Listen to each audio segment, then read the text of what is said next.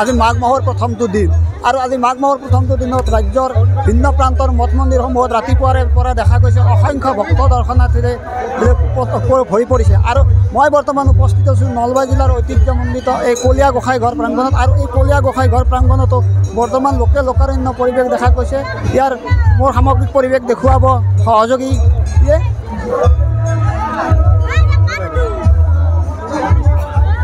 মোৰ সামগ্ৰিক পৰিৱেশ দেখুৱাই আছে। আৰু ৰাজ্যৰ ভিন্ন প্ৰান্ততে নলবাৰী জিলাৰ হাৰিভাঙাস্থিত কলীয়া গোসাঁই মন্দিৰতো ইয়াৰ ব্যতিক্ৰম নহয় এই দৃশ্য। প্ৰবাদ অনুসৰি এই মন্দিৰত পূজা অৰ্চনা কৰাৰ পিছত ভক্তসকলৰ মনৰ কামনা পূৰ্ণ হয় বুলি জনবিশ্বাস আছে। আৰু এই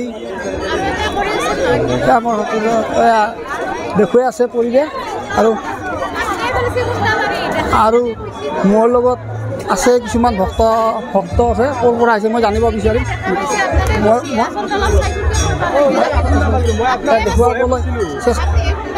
দেখুওৱা বছৰ পুৰণি এই মন্দিৰটোত ৰাতিপুৱাৰে পৰা যথেষ্ট ভক্তৰ সমাগম হোৱা দেখা গৈছে। আৰু মই এগৰাকী ভক্তৰ পৰা জানিব বিচাৰিম, ক'ৰ পৰা আহিছে? বালিপাৰা আহিছোঁ। মেডিপাৰা প্ৰতিবাৰে আহেনে ইয়াতে? আগতে আহিছিল নে? আগতে আহিছোঁ, আমাৰ কাষতে বেছি দূৰ নহয়। কি ভাবি আছে ভগৱানৰ ওচৰত? মনৰ আশা ভাল হওক বুলি সকলোৰে আমি প্ৰতি বছৰে আহোঁ ইভাগে। মোৰ লগত আন এগৰাকী আছে, ক'ৰ পৰা আহিছে? বালিৰ পৰা। আপুনি আৰু বালিৰ পৰা আহিছোঁ। বালিৰ পৰা আহিছোঁ। এয়া মোৰ সহযোগীয়ে দেখুৱাব, আকৌ সম্ভৱ হয় যদি পৰিৱেশটো দেখুৱাবলৈ চেষ্টা কৰিছোঁ। হয়, আপোনালোকৰ নিউজ চেনেলৰ জৰিয়তে আমি মন্দিৰ পৰিচালনা সমিতিৰ তৰফৰ পৰা সমূহ অসমবাসীক মাঘ বিহুৰ শুভকামনা যাচিছোঁ। লগে লগে সকলোকে আহ্বান জনাইছোঁ এই মন্দিৰলৈ আহি আমাৰ যাতে উন্নত অৱস্থা এটা কৰি দিয়ে তাৰ কাৰণে, আৰু পৰামৰ্শ যিখিনি থাকে অসমবাসী ৰাইজৰ সেই পৰামৰ্শখিনি আমি বিচাৰিছোঁ। আপোনালোকে একবাৰ আহক, মন্দিৰলৈ দৰ্শন কৰক আৰু মহাপ্ৰভুৰ আশীৰ্বাদ লৈ আপোনালোকে পৰা যাওক। ইয়াতে কিমান ভক্তৰ সমাগম? প্ৰায় 1 লাখ ভক্তগণৰ সমাগম হ'ব। ইয়াৰ গোটেই অসমৰ ভক্তগণ ইয়ালৈ আহে।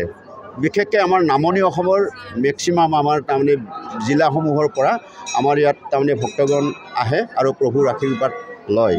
আৰম্ভণিতে ইয়াৰ যিটো পৰিসৰ 1972 চনৰ পৰা আমাৰ এই ধৰ্মসভাখন ইয়াত অনুষ্ঠিত কৰি আহিছোঁ।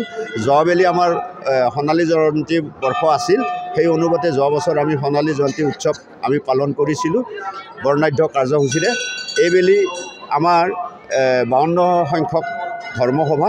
গতিকে এই ধৰ্মসভাত যিখিনি আপোনালোকৰ সহায় সহযোগিতা, সকলোৰে সহায় সহযোগিতা আমি বিচাৰিছোঁ। আজি আপোনালোকৰ এই শ্ৰী গড় মন্দিৰত আজি আপোনালোকৰ আগত মহিলা পুৰুষত যথেষ্ট ভক্তৰ সমাগম হোৱা দেখা পোৱা গৈছে। কি ক'ম মানে কোৱাৰ ভাষা নাই। আজি 251 বছৰ পুৰণি আমাৰ এই কলীয়া গোসাঁই মন্দিৰত 1972 চনৰ পৰাই আমি এই ধৰ্মসভাৰ আয়োজন কৰি আহিছোঁ পহিলা মাঘৰ দিনটোতে।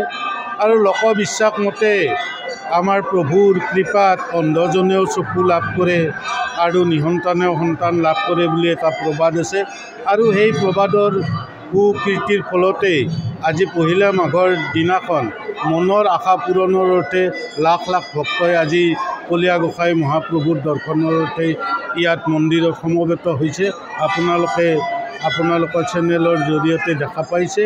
আৰু লগতে এই সমূহ ধৰ্মযাত্ৰীলৈ আমি কলীয়া গোসাঁই মন্দিৰ পৰিচালনা সমিতিৰ তৰফৰ পৰা স্বাগতম জনাইছোঁ।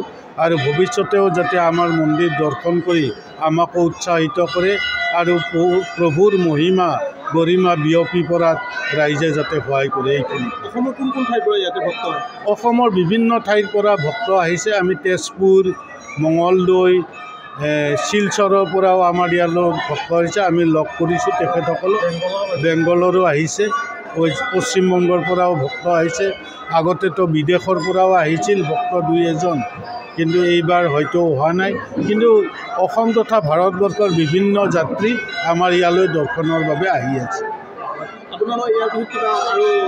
হয়, আমাৰ অহাকালিৰ পৰা হাৰিভাঙা সভা মহোৎসৱ 143তম সভা মহোৎসৱ অহাকালি আৰম্ভ হ'ব আৰু 20 জানুৱাৰীলৈকে এই সভা মহোৎসৱ বিভিন্ন কাৰ্যসূচীৰ মাজেৰে আমি সমাপন কৰিবলৈ